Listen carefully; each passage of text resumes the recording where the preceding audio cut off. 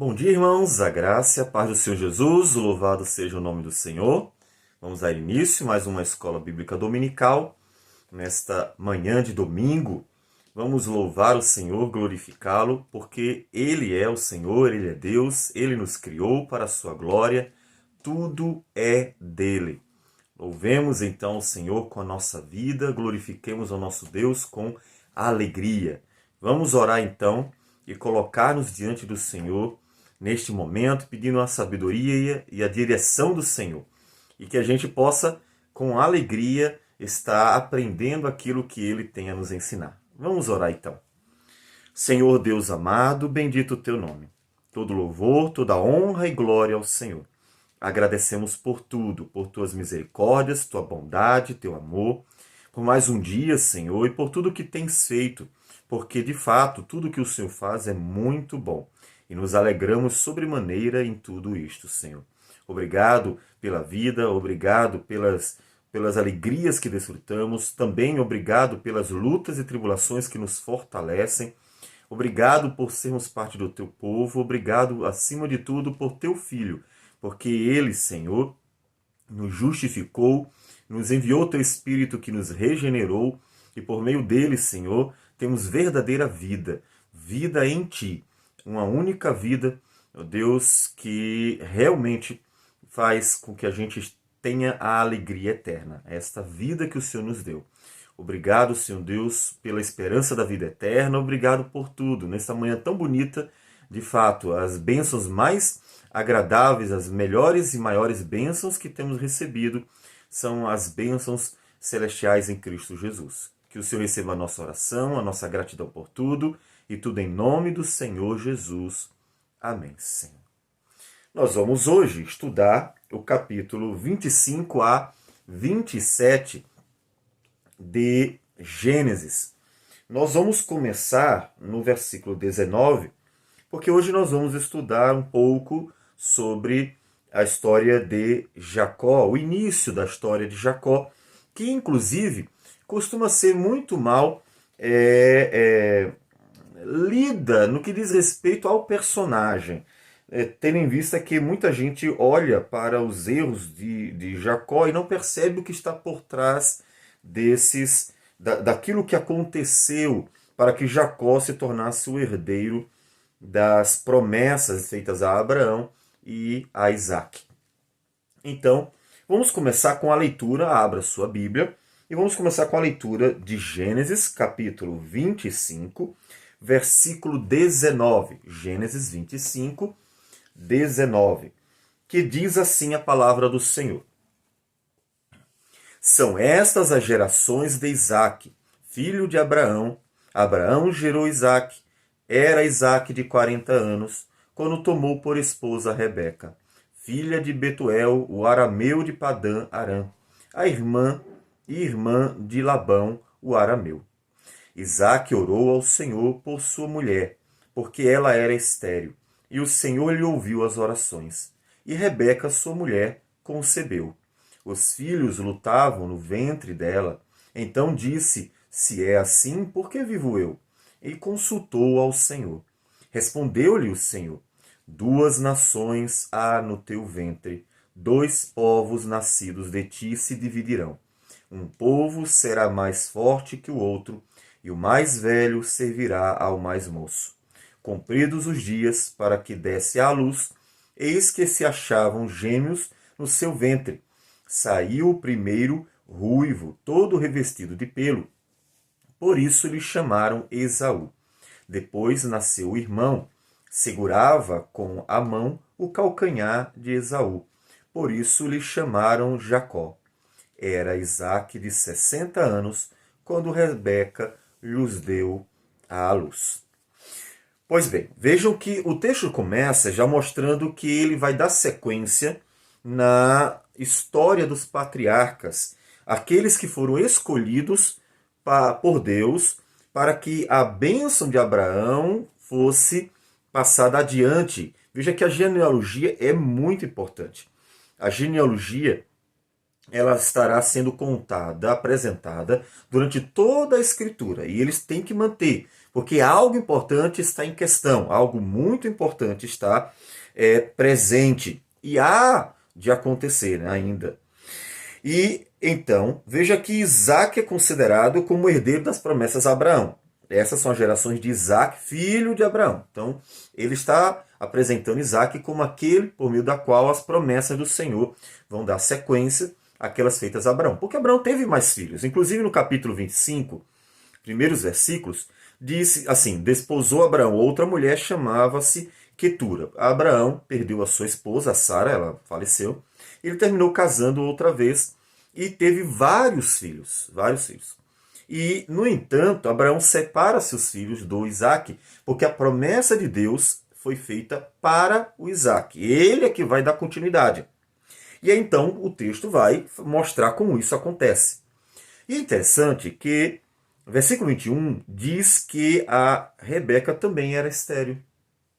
Parece-nos que as mulheres da família lá tinham algum problema. Todavia, não dá para generalizar, porque lá em Ur dos Caldeus, nós vamos encontrar mulheres férteis. Bom, pelo menos vão ter filhos, talvez não tantos, mas a gente encontra porque a própria Rebeca, inclusive, é uma das filhas. E o texto, quando narra a genealogia, ali pensando na família de Abraão, tem os filhos. Eles estão tendo filhos. E, no entanto, a Rebeca já inicia ali como uma mulher estéril. O que deve também nos associar à experiência do Abraão. Veja que Isaac passou por algo semelhante ao seu pai. Na verdade, algumas experiências semelhantes. O texto propositadamente mostra que Isaac caminhou nos passos do seu pai em várias questões. Nós vamos ver, inclusive, até alguns erros que ele cometeu, os mesmos erros do seu pai, e que ele teve conhecimento, com certeza. Ela era estéril. Mas observe também que nem sempre as coisas acontecem do mesmo jeito. Veja que Isaac não precisou esperar o mesmo tempo, necessariamente, de Abraão, apesar que também demorou, certo? Veja que Isaac casou com 40 anos, né? Diz o versículo 20. Era Isaac de 40 anos, quando tomou por esposa Rebeca. E diz o versículo 26 que era Isaac de 60 anos, quando Rebeca lhes deu à luz. Então, 20 anos se passaram entre o casamento e o nascimento do Esaú e Jacó. Em relação a Abraão, bom, foi parecido. Ele não vai contar toda uma história longa, como aconteceu com Abraão, porque não é o propósito do autor, mas em Abraão foram 25 anos, porque Abraão ele recebeu a promessa com 75 e teve o Isaac com 100 anos. Mas ele tinha casado antes, certo? A história é parecida, não é exatamente igual, nem sempre se repetem as mesmas coisas, mas a gente vê que os passos do pai estão sendo trilhados pelo filho. E o filho aprendeu algo do pai. Olha que coisa importante. Veja a importância dos pais trilharem corretamente o caminho do Senhor. Ele aprendeu. Ele orou ao Senhor. Diante da situação, do problema, ele orou ao Senhor. A solução estava em Deus. É Deus quem faz nascer, é Deus quem faz morrer. Portanto, e até esse é um ponto que nós, que sabemos que Deus é o Senhor de toda a terra, que é o soberano, temos que aplicar na nossa vida. É Deus quem faz nascer, é Deus quem faz morrer. Ninguém nasce se Deus não quiser que nasça. Deus é aquele que nos gera no ventre da nossa mãe. Lá no Salmo 139, Davi nos fala em relação ao seu nascimento. Davi nos fala em relação ao seu nascimento como um Deus que está presente ali desde o início. Ele diz, Salmo 139, ele diz no versículo de número 13: pois tu formaste o meu interior, tu me teceste no seio de minha mãe. Graças te dou, visto que por modo assombrosamente maravilhoso me formaste. As tuas obras são admiráveis e a minha alma o sabe muito bem. Os meus ossos não te foram encobertos quando no oculto fui formado e entretecido como nas profundezas na terra. Os teus olhos me viram a substância ainda informe, e no teu livro foram escritos todos os meus dias, cada um deles escrito e determinado, quando nenhum deles havia ainda. Então, observe que Deus é a causa do nascimento. Isso deve fazer com que o cristão sempre veja o nascimento como Isaac viu, como uma obra divina, como um milagre divino. O nascimento, por mais que seja algo natural, você diz, não, é algo natural. Ele é um milagre. A vida é um milagre. Por que a vida é um milagre? Porque é impossível conceber a vida sem que Deus tenha dado vida, sem que Deus crie. É impossível. A teoria do evolucionismo tenta tirar isso, mas ela ela é absurda, completamente absurda, porque ela quer dizer que, do nada, a partir de algumas moléculas, não importa aí qual seja a linha em que ele percorra em relação à origem, mas a partir de elementos bastante simples e inanimados, tudo foi formado. A vida, inclusive. Claro, a vida é formada de moléculas também, nós somos uma série de elementos químicos, é verdade, mas a vida não é só isso. Tanto que se a vida fosse isso, já teríamos criado vida em laboratório. Com a tecnologia que nós temos, o ser humano já teria pegado moléculas, átomos, elementos bem simples, inanimados, e criado uma vida. Já que é só juntar elementos, então vamos formar a vida a partir da junção de elementos. E o homem já teria sido Deus, já teria criado seres vivos, mas isso é impossível. Porque não é uma questão de apenas juntar os elementos. E mesmo que possa se formar, por exemplo, a partir de alguns elementos, um tecido, o homem não consegue dar vida, é diferente. Então a vida é um milagre, a vida é um milagre. A vida é uma obra divina, por isso ela é um milagre. E Isaac faz o que é certo. E que você, caso você, mulher, você, homem, esteja passando por esse problema, percebeu que quer ter filhos, mas não consegue tê-los, faça o que Isaac fez. Demorou, de fato. E demorou 20 anos. Veja, ele casou com 40, então, obviamente, eles começaram o trajeto, o processo de tentar ter filhos, porque eles, em geral, tinham filhos logo no início, se possível, né? Se não fosse uma dificuldade. E até os 60 anos de idade, o Isaac não teve filho. Nasceu aos 60 anos. Bom, é claro que um pouquinho antes foi concebido, né? Então, veja que ele orou ao Senhor. Por que ele orou ao Senhor? Porque Deus é aquele que dá vida. Então, você ore ao Senhor. Coloque essa esperança no Senhor. Não é uma questão apenas física, porque vai nascer quem Deus quer que nasça.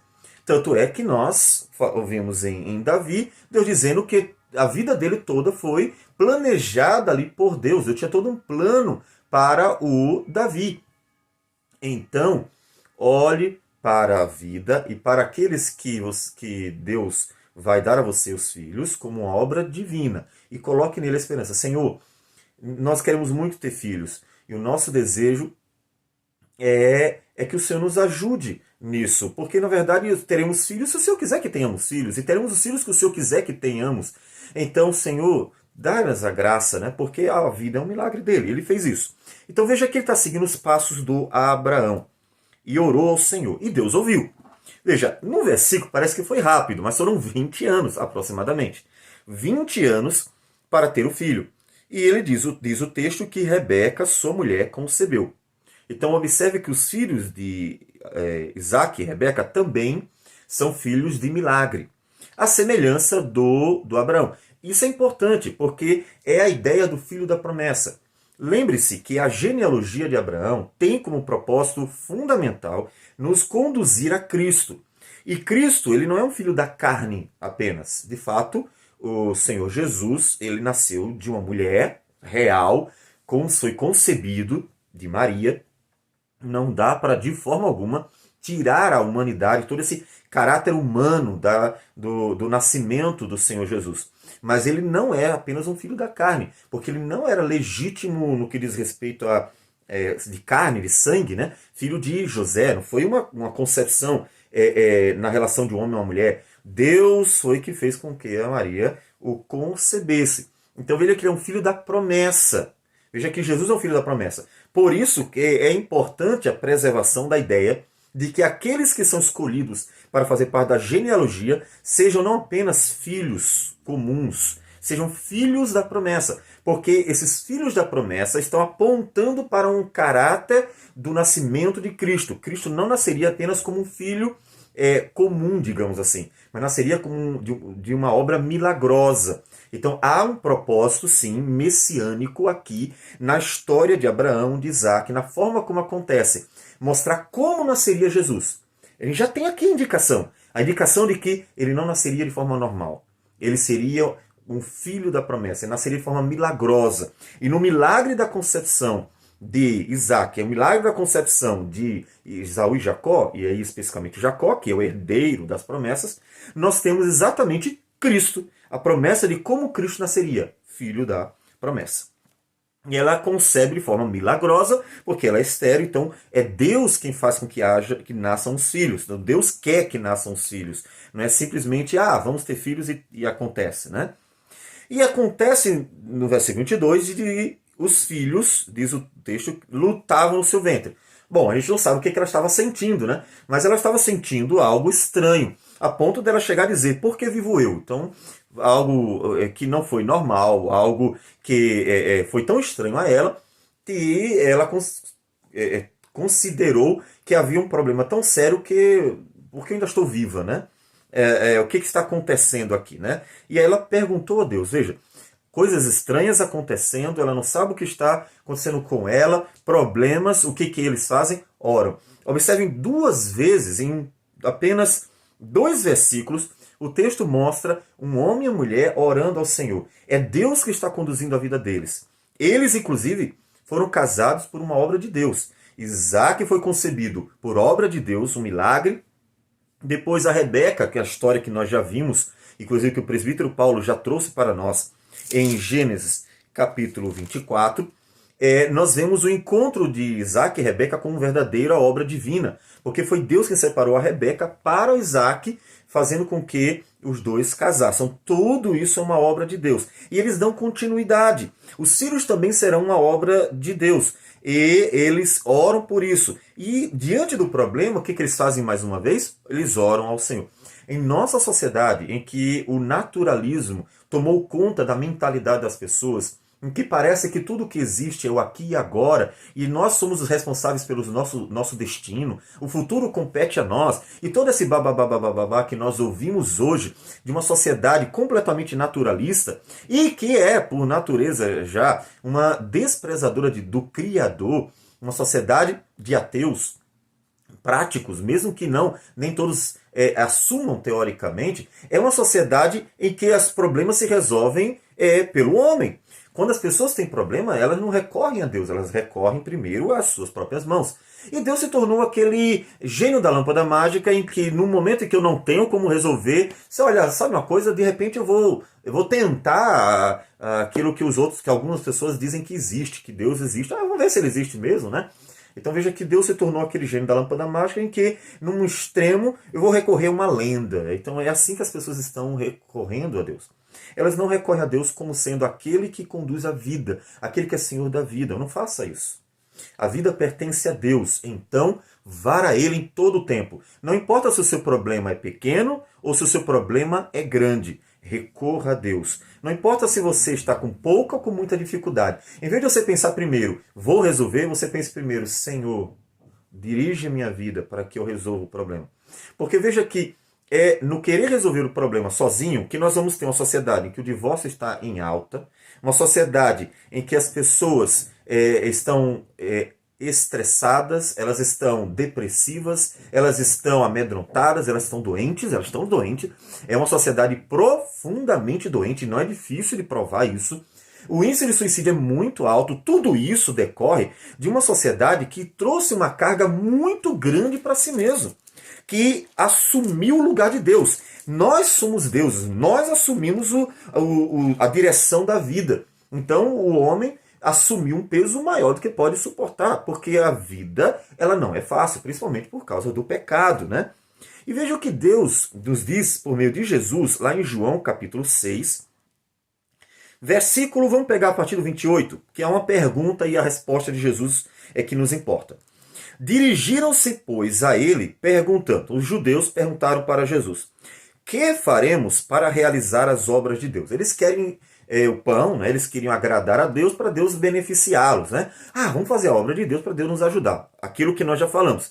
Eles querem apenas o que Deus pode dar. Claro, o contexto aqui é muito diferente, numa sociedade que não tem nada a ver com o naturalismo de nossos dias, com o ateísmo de nossos dias, mas veja que na prática, Deus sempre é colocado de canto e é procurado apenas nos últimos casos.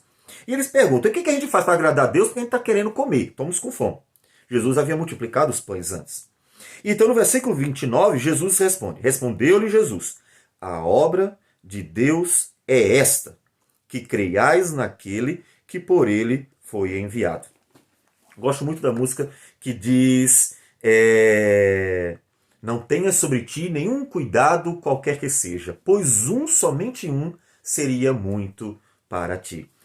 Assumir a vida toda é pesado, e por isso que a sociedade está doente. Ela disse a Deus, não precisamos mais do Senhor, deixa que a gente assume daqui para frente. O Senhor fez tudo o que podia para trás, agora a gente acha que pode viver sozinho. Então a sociedade segue. E muita gente, mesmo sem afirmar um ateísmo, na prática vive exatamente desse jeito.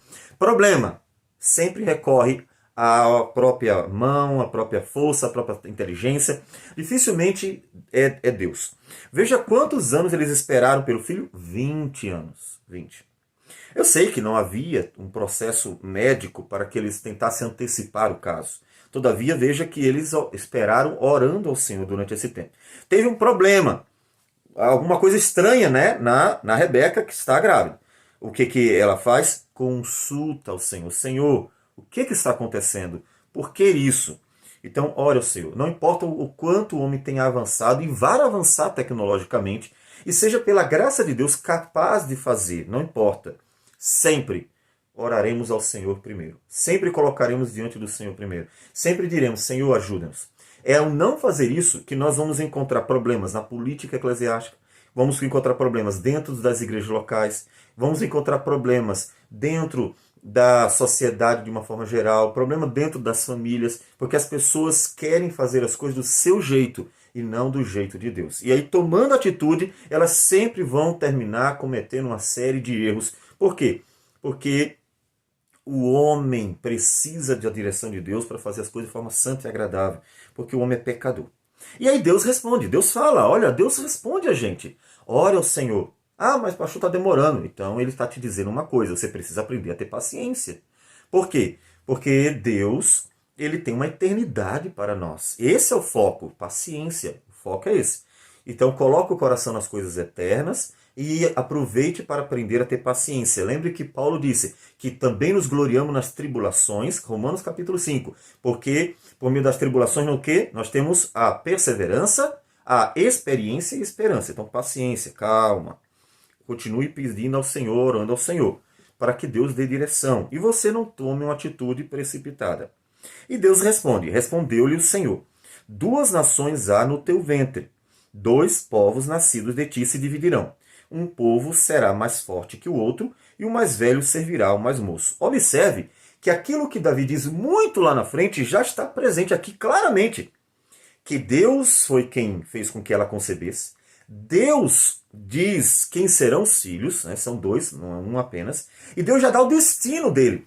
E não só o destino até que eles morressem. Deus diz o futuro inteiro, passando muito além. Porque Deus diz o que vai acontecer com a descendência de cada um deles. São 2 nações. Olha Deus com o controle da vida. Ou seja, já que Deus tem o controle da vida, será que Ele não tem o controle de nossa vida hoje? Parou de ter? Ele só tem o controle da vida nessa época aqui? Não. Não importa quão sério seja a pandemia, não importa os problemas que apareçam, não importa nada disso. Por quê? Porque Deus continuará sendo Deus. É claro que é difícil, é claro que nós teremos desafios, mas não mudará a realidade. Deus continua sendo Deus. E Ele é o Senhor. Pode até ser que a pandemia tenha sido causada por má fé, um vírus criado, pode ser, não sabemos. Há tanta parafernália política em nossos dias que tudo é possível, ao mesmo tempo não sabemos de nada. E, no entanto, nós temos que continuar olhando para Deus e dizendo: Senhor, Tu és Deus. Porque até mesmo aqueles que praticam o mal, ainda assim, são apenas criaturas de Deus. E Deus usa quem Ele quer. É só lembrar de Faraó. O que foi que Deus disse a respeito de Faraó? Deus disse, e aí o Paulo nos ajuda, porque ele vai nos falar sobre o assunto, lá em Romanos, capítulo 9, ele fala sobre a questão da soberania de Deus, dizendo o seguinte. Ele diz assim, falando, inclusive, do Jacó e do Esaú. E ainda não eram gêmeos nascidos, nem tinham praticado o bem e o mal, Romanos 9, 11, para que o propósito de Deus quanto à eleição prevalecesse, não por obras, mas por aquele que chama. E já fora dito a ela, o mais velho será mais servo do mais moço. Como está escrito, amei Jacó, porém me aborreci de Esaú. Deus decidiu, foi Deus. Deus disse, vai ser assim. Eu quero que seja assim. Então, é Deus quem decide. E aí veja o que 17 diz. Porque a Escritura diz a Faraó, para isto mesmo te levantei, para mostrar em ti o meu poder e para que o meu nome seja anunciado por toda a terra. Ainda que nós tenhamos problemas seríssimos como os nossos, ainda que até o vírus tenha sido criado em laboratório, se foi ou não foi, eu não sei, mesmo assim, Deus ainda é o Senhor, de tal modo que Deus poderá dizer, foi para isso que eu levantei esses perversos, que usam a política, que usam o sistema, que usam tudo para se beneficiar, para destruir. Ele diz, eu o levantei para cumprir os meus propósitos, para glorificar o meu nome. Portanto, povo meu, calma, paciência.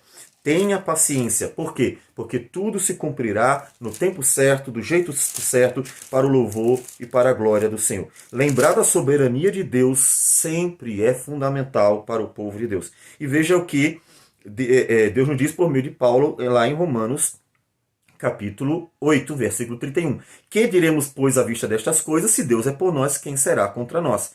E o versículo 28, antes tinha dito o que? Sabemos que todas as coisas colaboram para o bem dos que amam a Deus, daqueles que são chamados segundo o propósito de Deus. Portanto, nesses dias difíceis, não importa quão difíceis eles sejam, lembra que o Abacuque passou por isso. Você tem que confiar em Deus, assim como os homens do passado confiaram em Deus. Por que eles confiaram? Por causa de uma doutrina que hoje, por mais que seja ensinada, em nosso meio, inclusive, ela não é praticada adequadamente. Deus só é soberano na teologia teórica. Na prática, não. Na prática, os homens fazem politicagem, na prática eles prejudicam, na prática eles dão um jeitinho brasileiro, na prática eles fazem tomam as suas atitudes. Na prática, Deus não é soberano. Na prática, nós somos deuses. Mas não é assim que a Escritura ensina. Não faça isso.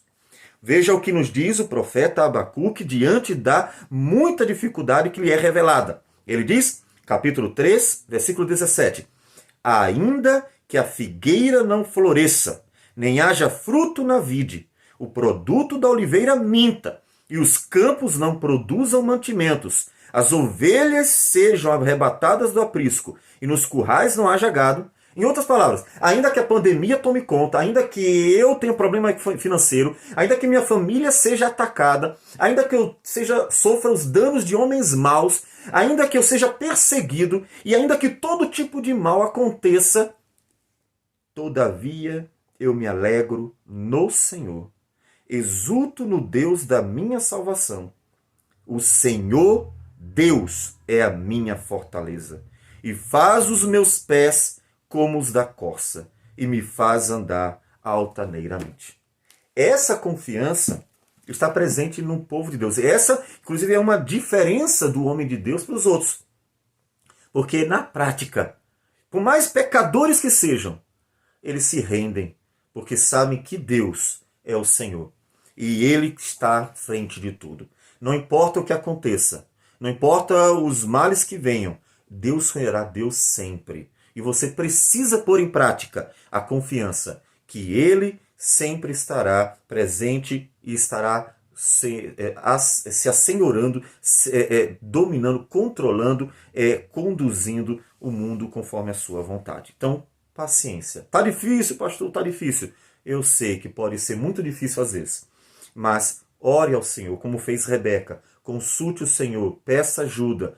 Lembre-se que uma história está em andamento. Deus nos revelou na Escritura. Apocalipse revela o fim da história humana. E isso já é para nós um grande conforto, que ele está dizendo. Ao revelar Apocalipse, ele está dizendo: eu estou no controle de tudo. Povo meu, apenas confie.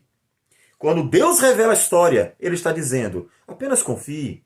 Por isso Deus disse para Paulo: a minha graça te basta. Eu amo você, então confie em mim. Porque nenhum pai que ama seu filho vai fazer o mal ao seu filho. E ainda que tenhamos que morrer por Jesus, morreremos com alegria, porque estaremos sendo instrumentos para a glória dele e glorificaremos o nome dele. Então, quer vivamos, quer morramos, façamos isso para a glória de Deus com alegria, porque sabemos que Deus está fazendo em nós a sua obra e ele nos ama, é verdadeiro o seu amor para conosco. Então, ele revela, ele já diz o que vai acontecer. Observe que esse versículo é fundamental, porque ele define tudo o que vai acontecer para frente. Ele está dizendo: eu escolhi o mais novo. Eu escolhi o mais novo. Só que quem é o mais novo? Bom, a gente não vai saber agora, né? Tem que saber depois que nasce. Então vamos lá, o texto nos diz o seguinte: cumpridos os dias, vai nascer os dois, né? Ele diz que um saiu peludo, ele deram o nome de Esaú por causa da questão de ser peludo, e nasce o outro. E o outro, diz o texto, que segurava com a mão o calcanhar de Esaú, tá certo? Então, veja, é por segurar no calcanhar de Esaú, veja, um está saindo, o outro está segurando lá. Estava ele segurando o calcanhar enquanto ele estava nascendo. Então, por estar segurando no calcanhar ao nascer, eles vão chamá-lo de Jacó. Então, só para você ver que realmente é a questão de calcanhar, a Kev é o calcanhar, tá certo? E Yaakov é Jacó. Então, veja, Akev, Yaakov, percebe aí a pronúncia das palavras? Jacó significa primariamente aquele que segura no calcanhar. Esse é o significado de Jacó. É aquele que segura no calcanhar, tá certo? A palavra, a Cave, que também está dentro da raiz de Akev, significa também aquele que quer algo do outro. Tá? E aí você vê a relação entre calcanhar e aquele que quer algo do outro, certo? Então pode ser, alguns traduzem como enganador, inclusive. Mas observe que não foi por enganar ninguém, porque o nascimento deles, a forma como aconteceu e que deu o nome ao Yaakov, foi o fato dele segurar no calcanhar. Não tem nada a ver com enganar, certo? Então observe por que o nome foi dado. Depois é que o Esaú vai olhar para o jogo de palavras e vai dizer bem que está escrito: olha, ele aqui no meu calcanhar, querendo o que é meu, né? Então, parece que aquele evento, aquele fenômeno, apontava já para o fato de que Jacó vai atrás daquilo que o Esaú, por carne, teve de direito. Mas vamos ver o que vai acontecer para nós justificarmos o Jacó. Então, Jacó recebe o seu nome porque segurava no calcanhar de seu irmão Esaú. E agora vamos para mais um bloquinho de texto, 27 ao 34. Vamos acompanhar. Esteja com a sua Bíblia, ajuda bastante. Cresceram os meninos. Esaú saiu perito caçador, homem do campo. Jacó, porém, homem pacato, habitava em tendas. Isaque amava Esaú, porém porque se saboreava de sua caça. Rebeca, porém, amava Jacó. Eu não vou me prender nisso, todavia, observe que há um erro. O que isso mostra? Que são pecadores. E Deus mesmo assim amava Isaque e a Rebeca. Observe que o amor de Deus é incondicional. O nosso amor, muito emoção e nada virtude divina, é que é muito condicional. Enquanto as coisas estão boas, eu amo. Enquanto elas não estão boas, eu não amo. E, infelizmente, no homem, ele é movido por um amor emotivo. E aí a gente precisa corrigir isso. As pessoas perseguem quem elas não gostam. Mas o amor é para ser uma virtude. Então tem alguma coisa errada quando nós encontramos pessoas perseguindo outras, quando encontramos pessoas que dizem se amar um dia e depois estão se divorciando. Quando encontramos problemas dessa natureza, então a gente tem um problema em relação ao conceito do amor. O amor não é uma emoção, o amor é uma virtude. E a virtude ela é constante, ela é estável. A emoção é volúvel, a emoção é instável. Observe então que eles, como pecadores, estão mostrando algo natural, emoções. Mas não é esse o amor que Deus vai nos ensinando na sua escritura, com o tempo, que é o amor estável de Deus, que é incondicional. Veja dois amores aqui. Nós encontramos já o amor de Esaú e Rebeca, que é um amor, emoção. Eles erram, e veja que o amor e emoção leva ao erro tantas vezes. Ele termina fazendo diferença entre os dois filhos, um amar um, outro amar o outro. Mas não é a ideia de ter gêmeos, não é essa. Olha, nós temos gêmeos porque Deus quer que um seja amado pelo pai e o outro seja amado pela mãe. Não tem nada a ver, né? Então, eles erram. Veja que o amor e emoção, ele nos leva a muitos erros. Mas temos o amor divino, que está implícito. Porque o texto mostra, tanto antes quanto depois, que Deus amava eles. Tanto é que Deus manteve as bênçãos sobre eles. Veja, antes nós vimos que Deus atendeu a oração, respondeu a Rebeca, que Deus abençoa, como nós vemos mais à frente, quando Isaac está com Abimeleque, e Abimeleque reconhece que ele era o abençoado do Senhor, nós vamos ver mais um pouquinho à frente. Tudo isso mostra que Deus amava eles. Mas veja que o amor de Deus não é uma emoção. Não muda com as circunstâncias. Ele não é assim, hoje eu fiz uma besteira, Deus me odeia. Amanhã eu vou acertar, porque Deus vai me amar se eu acertar. Não é assim. Nós raciocinamos assim porque nós agimos assim. Quando uma pessoa desagrada, a gente já não gosta mais. Quando a pessoa agrada, a gente gosta. Por isso que nós encontramos os grupinhos dentro da igreja, dentro da sociedade. Por isso que nós encontramos confusões, brigas dentro de família e fora dela. Por isso que nós encontramos dentro da liderança umas pessoas sendo desejadas e outras sendo indesejadas. E tudo isso acontece porque eles são conduzidos por amor e emoção. E o amor e emoção, ele simplesmente muda de acordo com as circunstâncias. Se tudo está bem, está tudo certo. Vamos fazer uma pergunta para você. Quantas vezes você teve raiva das pessoas que você disse um dia que amava por causa das circunstâncias? Me diga. Várias, não é verdade? Você estava bem, disse, cheio de amores. Aí a pessoa faz uma coisa que você não gostou. Aí você fica com ódio daquela pessoa porque ela fez uma coisa que você não gostou. Olha aí o amor. Amor é emoção. Num dia está no alto, num dia ele está lá embaixo. Então aprenda isso. Ame como Deus ama. Porque o amor virtude, ele não é instável. O amor virtude é estável, é constante.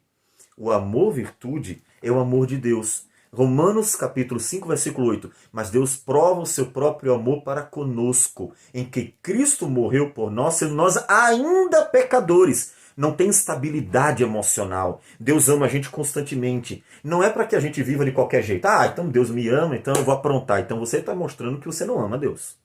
Então Deus mesmo é que vai ver em você, puxa, que maldade, que rebeldia, que falta de caráter, em fazer qualquer coisa só para me provocar. E aí você está tentando Deus. Então não faça isso, porque você está brincando com Deus. Aí eu é que vou duvidar se de fato Deus ama você, porque se ele deixar você viver desse jeito, eu acho que você se enganou quanto ao amor de Deus por você. Mas se realmente a sua relação com Deus for verdadeira, em que realmente você se converteu, há uma relação entre você e Deus, então pense, o amor de Deus não é emotivo. Ele não muda de acordo com a circunstância. Eu errei, eu estou sofrendo, Deus não me ama mais. Eu acertei, que bom. Então, há muita gente que vive o estresse e aquela vida cristã é bastante turbulenta, angustiosa, perturbada em seu coração, porque vive a ideia de que Deus só a ama quando ela faz as coisas certas. De que Deus não a ama quando ela erra. Isso é um problema muito sério. Por quê? Porque aí é aquela, inclusive, infelizmente, ideia própria de alguns grupos teológicos que dizem que eu posso perder a salvação a qualquer momento. Então, fiz o certo, eu estou salvo, fiz o errado, eu estou perdido. Fiz o certo, eu estou salvo, fiz o errado, eu estou perdido. É exatamente a ideia de um amor instável. Observe que a ideia equivocada de que a gente pode perder a salvação a depender de como nós estamos é a ideia de um amor instável. É um amor emoção, ou seja, nós estamos aplicando um sentimento de homens para Deus. Nós estamos fazendo com que Deus seja como nós somos, mas Deus é estável. Deus não muda. Deus é constante. O amor dele também é constante. Isso é conforto para nós. Saber que Deus não deixa de me amar, nem muda o amor por causa de quem eu sou, por o que eu fiz em um determinado momento da minha vida. Porque o amor de Deus não é uma emoção. O amor de Deus é uma virtude. E a virtude, ela é perfeita, ela é estável, ela é constante, ela não muda. E é essa virtude que você deve aprender. Porque o amor e a emoção eu sei que você tem. Você vive altos e baixos. O que você precisa aprender é amar como virtude, que não muda. Não faz isso que eles fizeram. Não comete esses erros. É estável, é constante. E assim foi. O amor de Deus sempre será, mas não dos homens. Bom, e a parte do erro deles, que mostra, de fato, revela o grande amor de Deus. Na instabilidade deles, a estabilidade do amor de Deus, porque Deus não os abandonou, nem deixou de amá-los por causa disso. Mas aí acontece um fato muito importante. Observe. Tinha Jacó feito um cozinhado. Quando, esmorecido, veio do campo Esaú. Esaú estava cansado, estava caçando, então voltou cansado, voltou com fome, voltou com sede, mas não morto.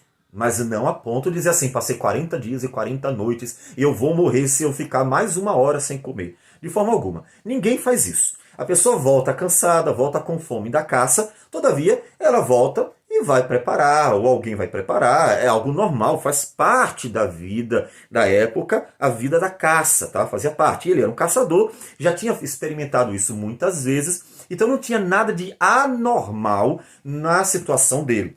Mas ele estava bastante cansado, talvez um pouquinho mais do que o dia a dia, mas nada que fosse de tal modo extraordinário que ele realmente estivesse morrendo. Ele se sentia muito cansado apenas. Ele disse: peço-te que me deixes comer um pouco desse cozinhado vermelho, pois estou esmorecido. Daí chamar-se Edom. Edom é o vermelho, certo? Então por isso que Esaú passou a ser chamado também de Edom, por causa do vermelho. E, veja, o aroma, né, provavelmente da comida do Jacó, atraiu, agradou. Que comida maravilhosa! E ele com fome, a pessoa que está com fome, sentindo o cheiro de uma comida que aparentemente está deliciosa, a fome grita dentro da barriga dela, né? Então gritou dentro de Esaú a fome dele. Então parecia que aquilo era coisa do outro mundo. Eu vou morrer se eu não comer agora esse cozinhado. Então não era, de fato. Jacó não vai se aproveitar dele, porque ninguém está morrendo. Se aproveitar e você ver uma pessoa morrendo, estou caindo no abismo, ai, segura! E a pessoa segura a mão e diz assim, só se você me der tudo o que você tem. Aí, isso é mau caráter, né? Ela se aproveitou. Judicialmente, eu diria que isso nem pode ser considerado uma promessa válida, porque ele se aproveitou da situação. Isso não aconteceu. Esaú não passou 40 dias e 40 noites sem comer. Esaú estava cansado da caça, mas ele está acostumado, ele é um caçador. Ele com certeza aguentava uma semana sem comer ainda e não morreria, com certeza absoluta. E, no entanto, despertado, não só porque ele já tinha fome, mas pela comida muito agradável, ele então pede, peço-te, versículo 30, que me deixes comer um pouco desse cozinhado vermelho, pois estou esmorecido. É como ele se sente assim. Disse Jacó, então Jacó, naquele momento, vendo que ele queria muito a comida, e Jacó lembra logo de algo que, veja como é interessante, Jacó tinha tanto em mente a importância do direito de primogenitura, que Jacó, naquele momento, entende que é a oportunidade de conseguir legalmente adquirir o direito de primogenitura. Veja que o termo é vende-me, me dê o direito de primogenitura por meio de uma negociação, vende-me. Primeiro, o teu direito de primogenitura.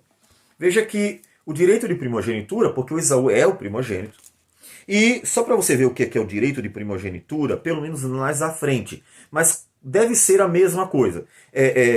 Eu sei que a lei de Moisés foi dada muito depois, mas muitas coisas que estão na lei de Moisés, elas têm uma relação com práticas antigas. Ou seja, já se praticavam aquelas coisas e a lei de Moisés vai apenas legalizar, oficiar aquilo dali. Observe uma coisa interessante, só para vocês verem essa questão da lei de Moisés. Pule um pouquinho os textos, o capítulo 26, versículo 5, ele diz algo interessante. Ele diz assim: porque Abraão obedeceu a minha palavra e guardou, olha como ele se refere, os meus mandamentos, os meus preceitos, os meus estatutos e as minhas leis. Interessante. É o mesmo linguajar, exatamente igual, usado para a lei de Moisés. Exatamente igual. Em outras palavras, o que a gente pode dizer?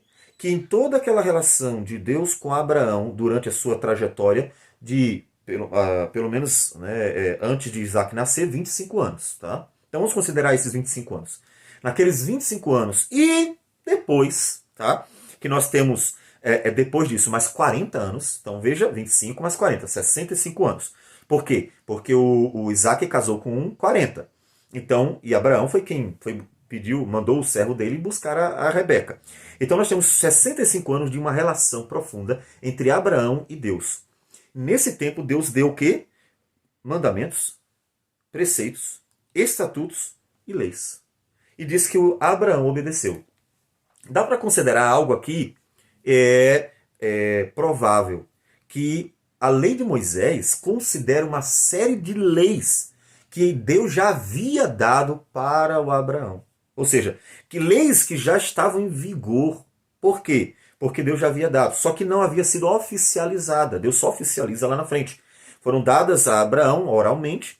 De alguma forma, nós não temos nenhum registro destas leis, mas elas eram conhecidas, porque Deus fala desse jeito. Abraão recebeu de Deus tais mandamentos, preceitos, estatutos e leis. E lá em Deuteronômio 21, Deuteronômio 21, versículo 15, diz assim: se um homem tiver duas mulheres, uma a quem ama e outra a quem aborrece, e uma e a outra lhe derem filhos, e o primogênito for da aborrecida, não considere, eu não vou entrar obviamente em detalhes aqui, mas não considere o fato dele falar de duas mulheres. O que é isso? Prática da época. Foi o que eu falei.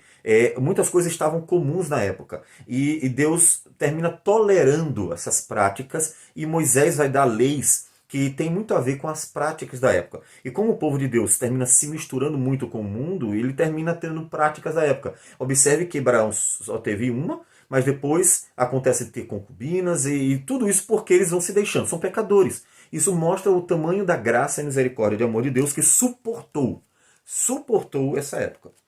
No dia em que fizer herdar os seus filhos, aquilo que possuir não poderá dar a primogênita. Aquilo que possuir não poderá dar a primogenitura ao filho da amada, preferindo ao filho da aborrecida, que é o primogênito.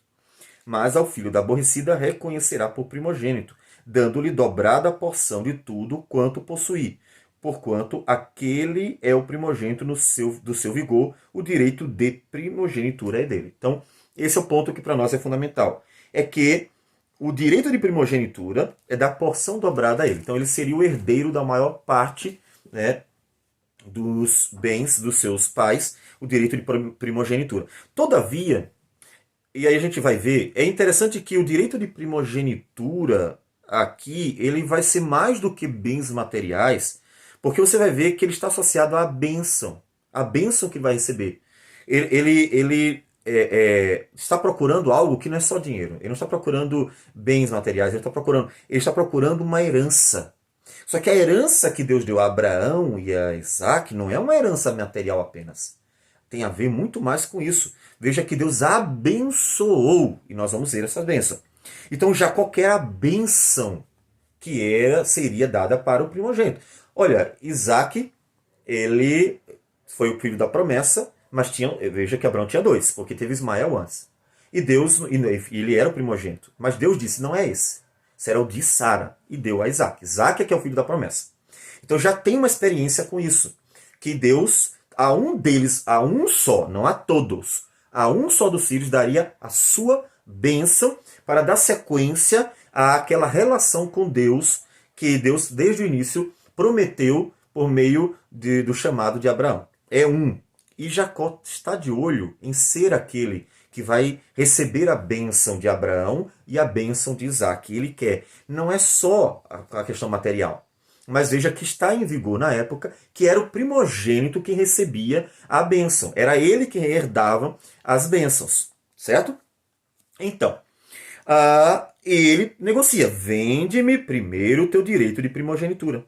E aí Esaú responde. Ele respondeu: estou a ponto de morrer. De que me aproveitará o direito de primogenitura? Observe, ele exagerou porque a fome dele era grande, não vamos considerar que fosse grande, mas ninguém estava para morrer.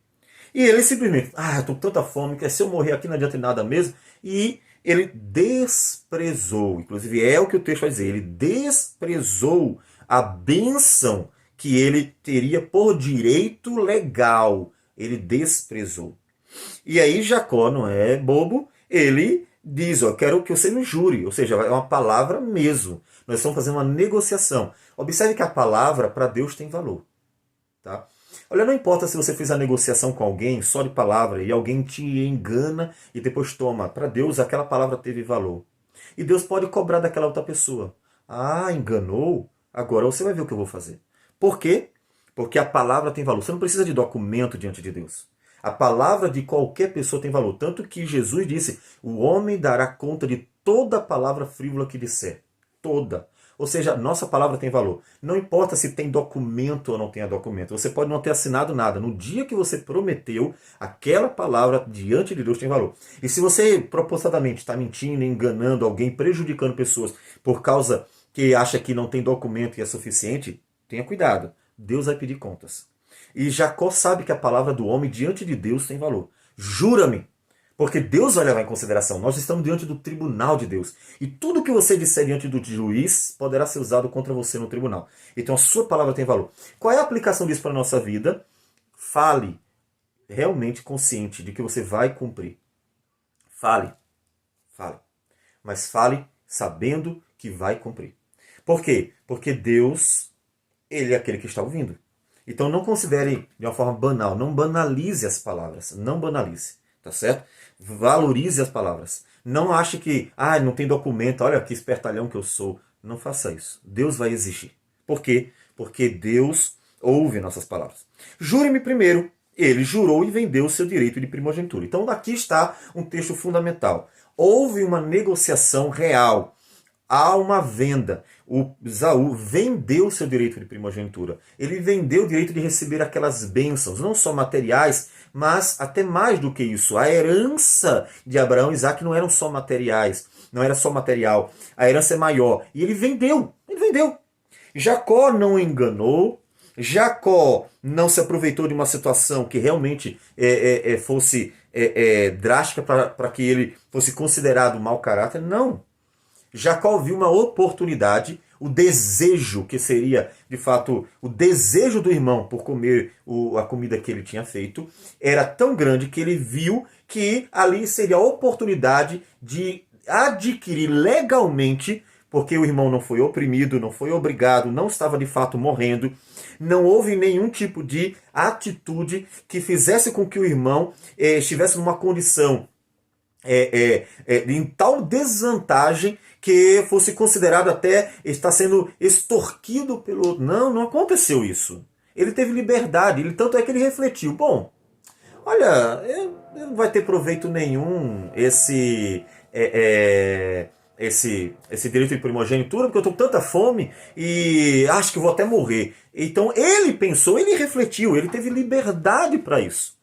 Por que é importante eu frisar? Porque você vai ver Jacó como um homem justo e não como um enganador.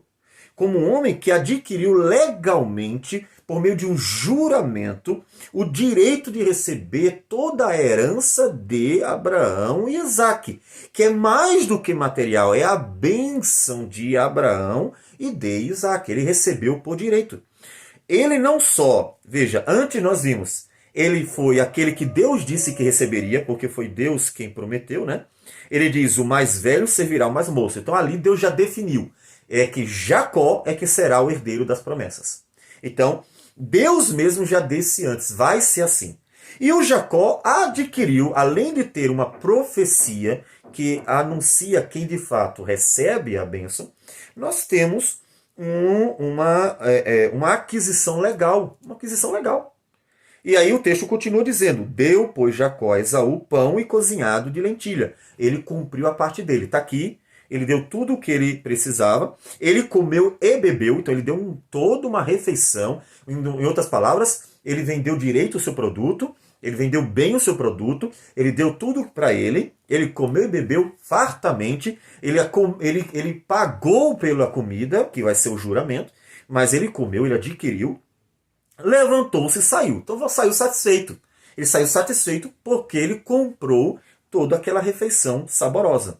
E o texto diz que assim desprezou Esaú o seu direito de primogenitura. Não é Jacó que é o enganador, é Esaú que é o desprezador das bênçãos de Deus. Não é Jacó que está enganando o irmão, mas é Esaú que está desprezando Deus e então perdeu o direito de primogenitura. Bom, eu não vou ler o 26, porque o 26 vai nos contar que Isaac, à semelhança de Abraão, vai também para Gerar, comete o mesmo erro do pai. Veja que ele termina caminhando o mesmo percurso. Provavelmente ele sabia de tudo que o pai fez em mente e até expõe a sua esposa a um perigo muito grande, porque ele disse que a esposa era irmã. Mentira, porque de fato Sara era meia-irmã de Abraão, mas Isaac e Rebeca não eram irmãos, não eram meio-irmãos. E ele peca nisso aí, mas Deus, por amor, Deus não deixa de amá-lo, Deus tolera e deixa adiante, né, o erro dele. E, no entanto, ele é amado por Deus, né? Ele é amado por Deus. Aí o texto conta que, já no finalzinho, eu quero pular essa parte aí, o Abimeleque, à semelhança do que fez com Abraão, percebe que o Isaac é abençoado em tudo, que Deus abençoa ele em tudo que ele faz. Versículo 28, Gênesis 26, versículo 28. Eles responderam: vimos claramente que o Senhor é contigo. Então dissemos: haja agora juramento entre nós e ti, e façamos aliança contigo. Observe a importância de que ele está mostrando, seguindo os passos de Abraão, e essa semelhança da vida de Isaac com Abraão é uma confirmação de que realmente ele foi o herdeiro das bênçãos de Abraão e que poderia passar adiante as bênçãos de Abraão. Se ele é o herdeiro legítimo, então ele também é aquele que pode passar para os seus filhos. E o Jacó vai receber, vai herdar essa bênção. Veja que aquilo que ele ouve do Abimeleque, no versículo 28, Abraão ouviu também do Abimeleque, no versículo 22. Gênesis 21, versículo 22.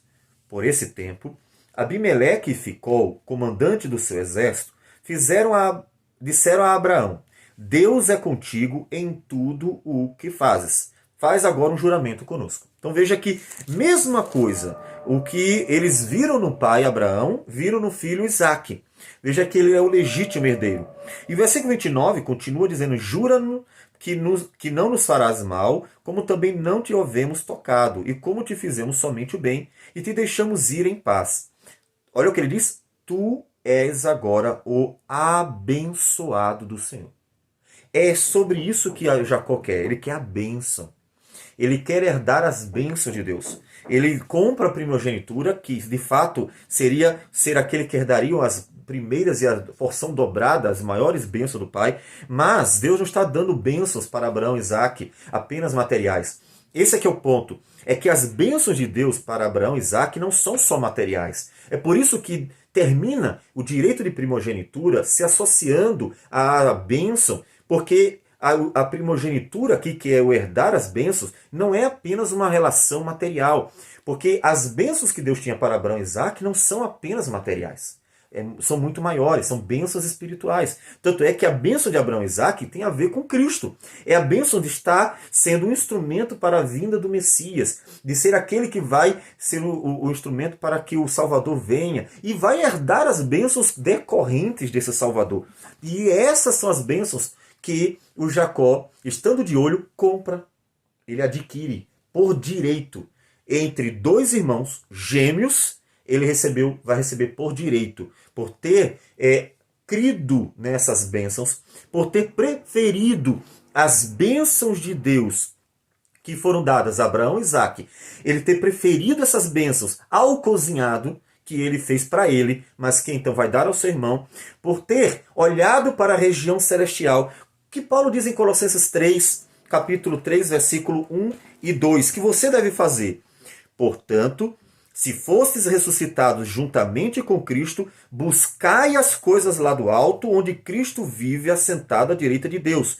Pensai nas coisas lá do alto, não nas que são aqui da terra. Você percebe que Colossenses 3, 1 e 2 casa perfeitamente com Isaac e Esaú, com Esaú e Jacó, perdoe, Esaú e Jacó. Esaú está olhando para as coisas daqui, para o cozinhado, e Jacó está olhando para as coisas de lá, para as bênçãos de Deus prometidas a Abraão e Isaque. Observe que um creu nas bênçãos e então considerou de grande valor fazer de tudo para adquirir as bênçãos e compra de seu irmão por meio do juramento, porque ele era o primogênito, era o herdeiro natural. E Esaú despreza as bênçãos. Por quê? Porque está olhando para as coisas daqui. E você, olhando tanto para a vida aqui, talvez não esteja desprezando as bênçãos de Deus? Olhando tanto para o que se pode adquirir aqui, talvez não esteja desprezando o fato de que Deus, por meio da tribulação, aperfeiçoa nosso caráter para a eternidade. Por meio de lutas, amadurece-nos e nos faz fortes para a batalha.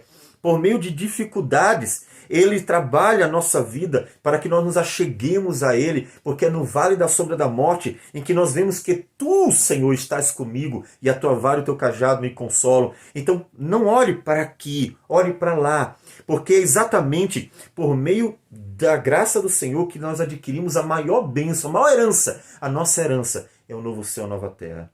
Para que você no dia mau não murmure e reclame da vida. Para que você, diante da vida, em todas as suas circunstâncias, saiba e procure no Senhor a sabedoria para fazer aquilo que é bom e agradável a Ele, para que você honre o Senhor, porque você está de olho nas bênçãos celestiais. Eu quero tanto as bênçãos celestiais que eu vou suportar esta vida. Eu quero tanto a vida eterna que eu vou suportar o sofrimento, as lutas domésticas, os problemas dentro da sociedade de forma geral, as picuinhas até dentro da igreja. Eu vou suportar, porque eu estou olhando para as bênçãos celestiais, seja como Jacó, que por olhar para a eternidade, para as bênçãos que Deus prometeu a Abraão e Isaque, que eram muito maiores do que físicas, materiais, tinham a ver com coisas eternas, ele preferiu aquilo que Deus tinha para dar do que o que ele tinha na mão. Ele olhou para a eternidade e trocou o prato, trocou a comida, trocou aquilo que ele tinha para poder adquirir a eternidade. Faça isso. As pessoas estão fazendo o contrário. Por causa de dinheiro, por causa de material, por causa de muitas coisas, elas abandonam a igreja, elas deixam de servir ao Senhor, elas não buscam a Deus, não oram, elas trocam muito facilmente o culto a Deus por trabalho, muito facilmente elas trocam o lazer por momentos de a oração por momentos de lazer, elas trocam muito facilmente os prazeres por uma vida na presença do Senhor, muito facilmente. Por quê? Porque elas estão com o coração aqui. Elas não suportam a ideia de serem, entre aspas, infelizes aqui. Eu não aguento mais essa vida de lutas. E então elas fazem como Esaú. Elas desprezam as bênçãos celestiais. Porque elas desprezam as bênçãos celestiais. Porque elas não suportam a ideia da angústia, da luta, da dor. Elas preferem se sentir, entre aspas, felizes aqui, realizadas aqui, estão seguindo tudo aquilo que traz sensações gostosas. Elas preferem isso e trocam o reino de Deus por aqui. Isso não é incomum. Não faça isso. Lembre-se de Jacó sempre. Esaú desprezou as bênçãos de Deus. E Jacó as adquiriu, fez de tudo. Ele estava esperando o momento certo para receber o direito de receber as bênçãos de Deus, para ter o direito de receber. Não troque as bênçãos de Deus pelas coisas da vida. Não despreze. Prefira sofrer, sabendo que a herança do Senhor virá, do que se regalar nesta vida, tendo desprezado a eternidade. Porque um dia vai lamentar profundamente. Porque um dia virá o Senhor da glória. Então, O texto nos diz que, vamos entrar no capítulo 27, que Isaac envelheceu, certo? Nós temos a identificação no capítulo 26, mais uma, de que de fato o Isaac é o legítimo herdeiro das bênçãos. E entra no 27 que nós vamos começar a leitura. O que vai acontecer? Vamos pegar algumas partes aqui do 27. Tendo-se envelhecido Isaac, já não podendo ver, porque os olhos se lhe enfraqueciam, chamou Esaú, seu filho mais velho, e lhe disse: Meu filho, respondeu ele, aqui estou.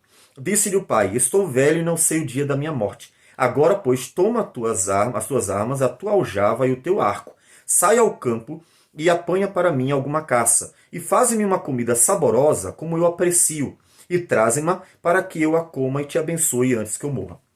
Parece muito sugestivo, sinceramente. Não quero fazer uma leitura alegórica, mas parece que essa parte inicial, não podendo ver porque os olhos se lhe enfraqueciam, pode ser lida tanto literalmente, que é literal, mas parece ter um sentido também um pouco metafórico. Porque o Isaac não conseguia ver que não era Esaú. Essa é a questão. Parece-nos que a sugestão aqui ela é um pouco metafórica, mas ela não deixa de ser literal. O texto é exatamente como você está lendo. Só que nos chama a atenção, dentro de todo o contexto, a profundidade do que aquilo aponta para uma cegueira também de Isaac em relação à realidade. Vocês não estão vendo que não é Esaú? Esaú não é o escolhido de Deus, você não conseguiu ver ainda, Isaac. É curiosa, que casa muito bem, é isso que eu quero mostrar, casa muito bem, não só com o fato de ele estava literalmente cego, mas como ele não conseguia ver a realidade, que Esaú não era o escolhido de Deus. Por que eu digo isso? Porque ele sabia, com certeza, que Deus havia dito a Rebeca. Ele estava sempre junto de Rebeca, não tem porquê de forma alguma entender que ele não sabia isso. São casados, lembre-se disso, são casados. Que o mais velho serviria ao mais moço. Em outras palavras, que Deus escolheu a Jacó, não Esaú. Não sabemos se ele sabia da transação. Isso aí não dá para dizer de forma alguma. Mas dificilmente ele não sabia que Deus havia prometido que o mais novo seria o herdeiro. Dificilmente. Todavia, ainda que ele não soubesse, o texto nos diz que ele chama o Esaú para dar a bênção. Então o ponto aqui Esaú vai receber a bênção, ele vai ser o herdeiro. Observe que aqui não é apenas a questão de, olha, vim dividir os bens. Então eu vou te dar o dobro, porção dobrada, e o restante vai ficar com o teu irmão. Então vem cá que eu vou dizer, olha, essa vaquinha aqui é tua, mas 2 é de Esaú. A vaquinha de Jacó, 2 de Esaú. O ovelhinha de Jacó, 2 de Esaú. Não é isso. Observe, você já deve conhecer o texto, o conteúdo do texto. Ele não está apenas dividindo bens, ele está dando a sua bênção. Ele é o herdeiro da bênção. O herdeiro. E acontece dele ir. O texto nos diz, e eu preciso ler, ainda que vou ler rápido para não me prolongar, mas eu quero que você veja todo o texto, acompanhe no capítulo 27. Ele diz que Rebeca esteve, versículo 5, Rebeca esteve escutando enquanto Isaac falava com Esaú, seu filho, e foi-se Esaú ao campo para apanhar a caça e trazê-la. Então disse Rebeca a Jacó, seu filho, ouvi teu pai falar com Esaú, teu irmão. Assim traze caça e faz-me uma comida saborosa, para que eu coma e te abençoe diante do Senhor antes que eu morra. Agora, pois, meu filho, atende às minhas palavras em que eu te ordeno. Vai ao rebanho e traze-me 2 bons cabritos, deles farei uma saborosa comida para teu pai, como ele aprecia. Leva-la-ás a teu pai para que a coma e te abençoe antes que morra. A bênção está em jogo. Um dos 2 será o abençoado do Senhor, que nós vimos no versículo 29 do capítulo 26. Um dos 2 vai ser o abençoado. Disse Jacó a Rebeca, tua mãe, Esaú, meu irmão, é homem cabeludo e eu homem liso. Dar-se-á o caso de meu pai me apalpar e passarei a seus olhos por zombador. Assim trarei sobre mim maldição e não bênção. Respondeu-lhe a mãe, caia sobre mim essa maldição, meu filho. Atende somente o que eu te digo, vai e traz-nos. O que nos parece aqui? É que enquanto Isaac esqueceu completamente a profecia de que o Jacó é que seria o herdeiro da promessa, a mãe lembra muito bem. É interessante que casa também com a Maria, né? A Maria tem um momento que os evangelhos dizem assim, guardava no coração tudo o que acontecia com seu filho. Ela não esquece a palavra de Deus de jeito nenhum. Então, a mãe lembra. Tanto é que ela, quando diz assim, que caia sobre mim essa maldição, ela quer dizer, isso não vai dar errado. Eu me coloco como a responsável, eu assumo o prejuízo, eu assumo, porque ela tem convicção de que a palavra de Deus é verdadeira. Você tem? Você tem convicção de que Deus cumpre a sua palavra? Então no dia mau, confie. Então diante das situações difíceis, confie. Porque Deus cumpre a sua palavra. Ele não é homem para que minta. Não importa o quanto possa venha parecer difícil e impossível. Deus não é homem para que minta. Ele cumpre a sua palavra. Confie. Rebeca acreditou tanto na palavra de Deus que ela estava disposta a colocar-se como aquela que receberia qualquer prejuízo caso desse errado. Ela estava pronta para arriscar tudo, porque ela sabia que Deus iria cumprir essa palavra. E ela se torna um instrumento de Deus para o cumprimento, porque Deus queria que o menor fosse abençoado e não o maior. E aí, no caso, menor e maior, não pensando só na questão, uma probabilidade de que o tamanho das nações, certo? Mas aqui estamos considerando pelo contexto do texto em relação ao primogênito e o não primogênito, né? Então, primeiro e segundo filho. Então, ela assume tudo. Ela assume. Versículo 14. Ele foi, tomou-os e os trouxe para sua mãe, que fez uma saborosa comida como o pai dele apreciava. Depois tomou Rebeca a melhor roupa de Esaú, seu filho mais velho, roupa que tinha consigo em casa, e vestiu a Jacó, seu filho mais novo. Com a pele dos cabritos, cobriu-lhes as mãos e a lisura do pescoço. Então entregou a Jacó, seu filho, a comida saborosa e o pão que havia preparado. Então a mãe providenciou tudo. O Jacó, nesse momento, está inclusive com medo. Ele se coloca apenas diante da sua mãe e deixa que ela faça tudo. Ela disse, deixe que eu faça tudo. Eu assumo toda a culpa, apenas me obedeça. Veja que a mãe assumiu. Por quê? Porque ela creu na palavra de Deus. E Jacó está só esperando. Ele foi lá, pegou o animal, com certeza morrendo de medo de dar errado esse negócio. E então, a mãe prepara tudo, a mãe faz tudo e entrega para ele. Agora vá, apenas obedeça. E o Jacó vai obedecendo sua mãe. Jacó foi a seu pai e disse, versículo 18, meu pai, ele respondeu, fala, quem és tu, meu filho? Respondeu Jacó, seu pai, sou Esaú. De fato, ele mentiu. Ninguém vai negar. É a graça de Deus nas fraquezas e falhas desses homens pecadores. A graça de Deus em todos os seus pecados, mostrando mais uma vez que a graça de Deus é incondicional e o amor de Deus não é uma emoção, é uma virtude. Ele suporta, não é que Deus concorde, Deus não gosta de pecado nenhum. Todo pecado é ofensivo a Deus, mas Deus suporta, por sua muita paciência, os muitos erros dos homens que os homens cometem, que os seus filhos, pela graça, cometem. E aí ele disse, sou Esaú, teu primogênito. Fiz o que me ordenaste, levanta-te, pois assenta-te e come a minha caça para que me abençoes. O propósito é esse, me abençoes. Esse é o propósito, receber a bênção do Senhor. Então, ele disse Isaac a seu filho, como é isso que a pudeste achar tão depressa? Obviamente ele teve que ser bem rápido, porque o Esaú não poderia voltar, né? Poderia chegar. Que a achaste tão depressa, meu filho? Ele respondeu. E aí essa frase dele, eu entendo como uma frase, não uma mentira, mas proposital. Porque o Senhor teu Deus a mandou ao meu encontro. Por que não é uma mentira? Porque foi Rebeca que foi atrás de Jacó. Foi Rebeca quem preparou Jacó. Foi Rebeca quem assumiu a responsabilidade para que o filho mais novo da profecia recebesse a bênção de Abraão e Isaque. Então, não dá para entender uma mentira. O Senhor teu Deus a mandou ao meu encontro. Lembra que o José, lá na frente, quando os irmãos, depois os irmãos vão vendê-lo, tem todo aquele drama, e então, no entanto, você vê que Jacó se torna governador, e Deus usa, José se torna governador, e Deus usa José para salvar toda a família, né? Eu vou ler dois versículos.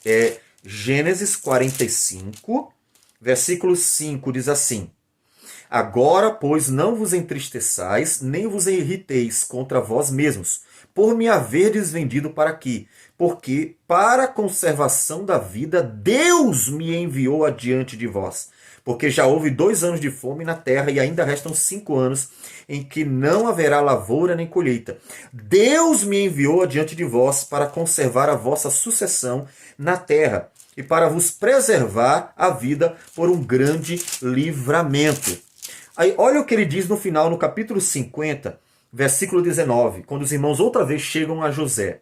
Respondeu-lhe José: não temais, acaso estou eu no lugar de Deus?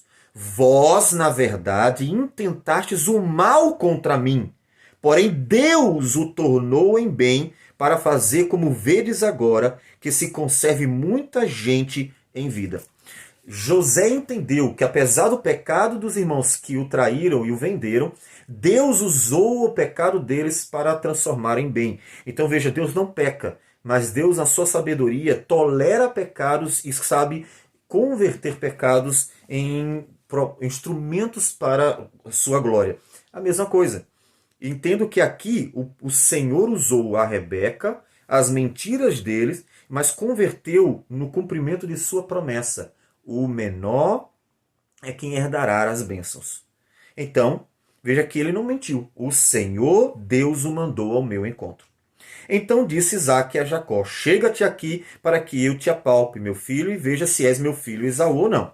Jacó chegou-se a Isaque, seu filho, que o apalpou e disse: a voz é de Jacó, porém as mãos são de Esaú. E não o reconheceu, porque as mãos com efeito estavam peludas, como as de seu irmão Esaú, e o abençoou. Ele vai ser abençoado, porque Deus providenciou um meio, um instrumento, mesmo que tendo que tolerar as falhas desses pecadores, como ele faz lá na frente com a história de Jacó e José.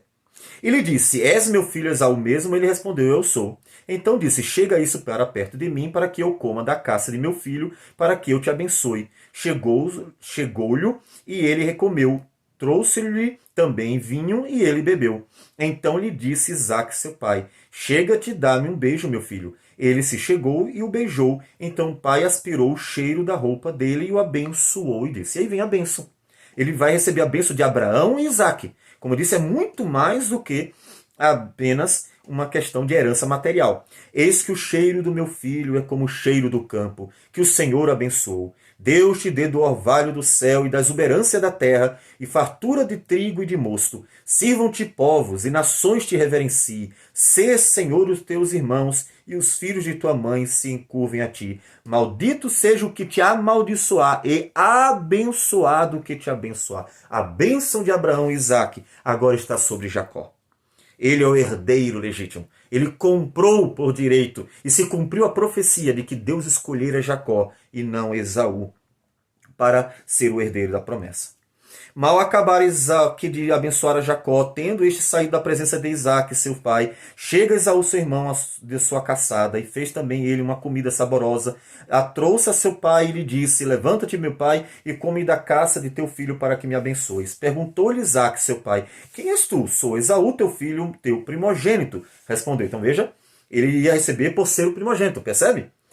Percebe agora, a associação entre a bênção e a primogenitura não é uma coisa material apenas. Ele está ali por ser o primogênito. Então, na verdade, quem é que está enganando aqui? Esaú já tinha vendido o direito de primogenitura. Por que ele ainda estava lá? Por que ele não disse a seu pai: pai, infelizmente eu vendi meu direito de primogenitura para o meu irmão. Então o senhor vai ter que dar para o meu irmão a bênção. Ele não fez isso. Ele é o enganador. Ele é que não foi honesto, ele que não cumpriu o juramento, ele é que terminou não sendo sincero com seu pai e contando que ele deveria transferir para o seu irmão a bênção. Então ele é que é o desonesto, não o Jacó, que comprou legitimamente a bênção. Então estremeceu Isaque de violência e comoção e disse: quem é, pois, aquele que apanhou a caça e me trouxe? Eu comi de tudo antes que viesse e o abençoei, e ele será abençoado. Ponto final. A bênção está sobre o Jacó. Ele pôs a mão sobre Jacó, o abençoou. Lembre de 1 Timóteo 5,22, diz: não coloque precipitadamente a mão sobre alguém. Falando da ordenação de pastores e presbíteros, que é uma coisa, um assunto inclusive delicado, que em nossos dias não está sendo muito respeitado. É mais fácil pessoas se precipitarem em pôr as mãos e depois desfazerem, do que ponderarem para que tomem uma atitude correta. E eu gostaria de chamar a atenção nisso. Não seja precipitado. Timóteo fala isso. Bom, aqui Deus cumpriu sua palavra, sua vontade, e Jacó estava abençoado. Mas continuando o texto, diz assim: como ouvisse Esaú tais palavras de seu pai, bradou com profundo amargor e lhe disse: abençoa-me também a mim, meu pai. Respondeu-lhe o pai: veio teu irmão astuciosamente e tomou a tua bênção. Veja, a bênção que era para ele por ser o primogênito, porque você não tem outra razão de entender. Mas por que a bênção era de Esaú?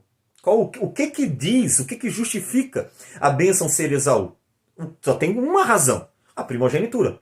Então, o direito de primogenitura está associado à bênção, porque nada justifica que Esaú tenha o direito a não ser a primogenitura.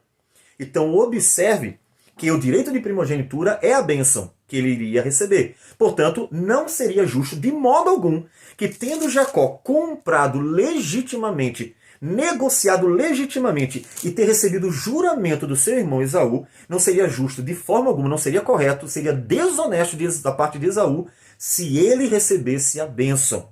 Portanto, observe, como nós já falamos, que Jacó não é o desonesto da história. É Esaú que é o desonesto, porque Jacó comprou. E Esaú é que foi desonesto em não ter cumprido a sua palavra. E Deus, mesmo assim, fez cumprir. Tá vendo? Não importa se tem documento. Você jurou, cumpra a sua palavra, porque Deus ouviu e ele vai pedir satisfações. Em um momento certo, ele vai fazer você cumprir aquela palavra de um jeito ou de outro. Então, observe que Esaú, ele terminou tendo que dar na marra aquilo que ele vendeu, porque ele havia vendido. Disse Esaú, 36, não é com razão que se chama ele Jacó, pois já 2 vezes me enganou, tirou-me o direito de primogenitura e agora usurpa a bênção que era minha. Disse ainda, não reservaste para mim bênção alguma? Então veja, ele se sente enganado. De fato, ele se sente enganado 2 vezes. Só que a pergunta é, olha para o texto, a narrativa é muito simples, muito clara. Houve algum engano quando o Jacó comprou? Não. Então ele não foi enganado. Ele é que tentou enganar e não conseguiu, porque Deus não deixou. Deus não deixou. E aí o Isaac diz a ele que não, que a bênção foi todinha para seu irmão. E o que acontece é que quando ele fala que os lugares férteis da terra serão só para seu irmão e que ele não receberia a bênção, o Esaú fica revoltado, porque Esaú tem um coração na terra. Ele pensa nas coisas materiais, ele pensa logo, vou viver em miséria, porque toda a bênção foi dada para o Jacó, vou viver em miséria. E então, diz o texto no versículo 41, que passou Esaú a odiar a Jacó por causa da bênção, com que seu pai o tinha abençoado, e disse consigo, vem próximos os dias de luto por meu pai, então matarei a Jacó, meu irmão. Por que isso? É porque Esaú queria a bênção de Abraão e Isaac? Não. Porque Esaú tinha medo de viver na miséria, na pobreza, viver dias de dificuldade, tribulação, por ter sido o Jacó o abençoado. Por causa disso, veja que o olhar de Esaú é material. E como é que eu sei disso? Porque lá em Gênesis 33, versículo 9, Gênesis 33, versículo 9, nós vamos ter um encontro de Esaú e Jacó. E o Esaú não está mais com ódio de Jacó. Por que Esaú não está com ódio de Jacó? A bênção continua sendo de Jacó, não é de Esaú. Aí você entende no versículo 9. Gênesis 33, 9 diz, quando o Jacó tenta aliviar a possível ira do seu irmão, dando um monte de presentes, né? Toda aquela trajetória e toda aquela estratégia de Jacó, e Esaú chega e abraça, beija, tá tudo bem. Jacó até não tem nenhuma raiva de mim, mas a bênção está sobre mim. Mas por que ele não está com raiva de mim? Versículo 9 diz, então disse Esaú, eu tenho muitos bens, meu irmão, guarda o que tens. A questão é que quando Esaú enriqueceu, então a riqueza e tudo que ele adquiriu confortou o seu coração. Então a bênção está sobre Jacó? Não importa. Estou rico, estou bem. Ele esqueceu o que aconteceu. Porque a sensação dele é, eu não vou ser amaldiçoado. E você? O seu coração está em quem? Jacó creu no Senhor e esperava algo maior. Ele esperava bênção celestial. Ele esperava uma cidade construída por Deus, como Abraão. E o Hebreus capítulo 11 nos fala da fé desses homens, que esperava algo celestial, algo maior, não algo aqui apenas. E você espera o quê? Por esperar em Deus, ele recebeu as bênçãos celestiais de Deus. E Esaú desprezou, porque tudo que ele queria é enriquecer. E tudo que você quer é isso? Então corra atrás das riquezas. Talvez você enriqueça, mas saiba que no último dia, Deus pedirá contas a você. E o seu desprezo pelas coisas de Deus fará com que naquele dia você herde apenas o que lhe é devido, a condenação. Porque tudo que você queria aqui você conquistou. Poder, riqueza e tudo que é prazer. Então, olhe para Jacó. E então corra atrás das bênçãos de Deus. Porque Jesus é aquele que é o herdeiro das bênçãos de Abraão e Isaac.